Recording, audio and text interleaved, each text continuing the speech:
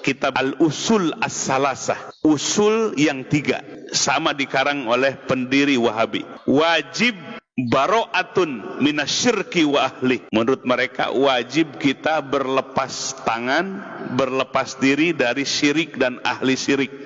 Ahli syirik teh kita. Dengan cara pertama, al-bugdu, tanamkan kebencian kepada kita, kepada mereka. Tanamkan kebencian kepada syirik dan ahli syirik. Tesan lihat kita tuh, matanya tuh. Jadi lihat kita tuh seperti ya musyrikin Mekah dulu.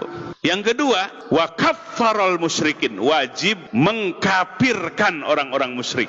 Ini. Jadi wajib mengkafirkan orang-orang musyrik. Jadi kita ini di pandangan mereka, di hati mereka adalah orang-orang musyrik dan wajib mengkafirkannya. Yang ketiga lagi, yang paling parah, wa qitaluhum, wajib untuk memerangi mereka. Ini jelas-jelas dalam kitabnya. Pantesan gaduh terus ini umat Islam setelah kehadiran mereka. Gaduh enggak? Gaduh di masjid-masjid, gaduh di media sosial. Karena pemahaman yang dibangun ini. Pemahaman yang dibangun. Dan mereka menyebut bahwa dulu Nabi Shallallahu Alaihi Wasallam memerangi orang-orang musyrik. Benar apa enggak? Jadi dakwah Nabi dengan dakwah tauhidnya katanya memerangi orang-orang musyrikin. Siapa yang memerangi ini? Apa enggak baca sejarah ya? Nabi 13 tahun di Mekah. Coba lihat, dakwah dengan cara yang hikmah. Hikmah itu tuntunan Quran. Ud'u ila sabili rabbika bil hikmah. Ajaklah manusia kepada jalan Tuhanmu dengan hikmah, bukan dengan caci maki, apalagi memerangi. 13 tahun bertahan.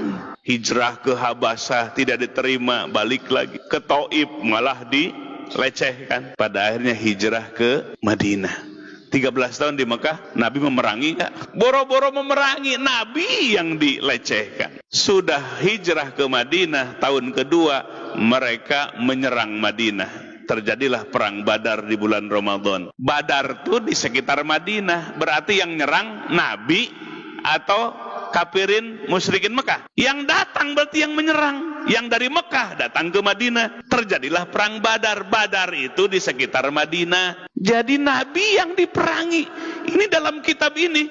Nabi memerangi orang-orang musyrikin. Akhirnya balas dendam. Jadi perang Uhud. Uhud di Madinah juga. Akhirnya kalah kaum muslimin. Kemudian mereka menyatukan kekuatan. Terjadilah perang Ahzab. Perang Ahzab atau perang Khandaq parit. Mereka datang dari Mekah ke Madinah. Ternyata Madinahnya sudah dibikin parit. Jadi mereka yang terus memerangi kebenaran. Memerangi Nabi. Ini dalam kitab ini. Nabi mendakwahkan dakwah tauhid. Sehingga Nabi memerangi orang-orang musyrikin. Pantesan. Tuh lihat di Saudi Arabia. Nggak boleh berkembang madhab yang lain. Madhab mereka aja. Di Masjid 2, Mekah dan Madinah, Nabawi dan Haram. Dan di masjid-masjid yang lainnya. Karena ini kitabnya. Ini yang membuat orang jadi begitu. Jadi yang pertama paham Wahabi.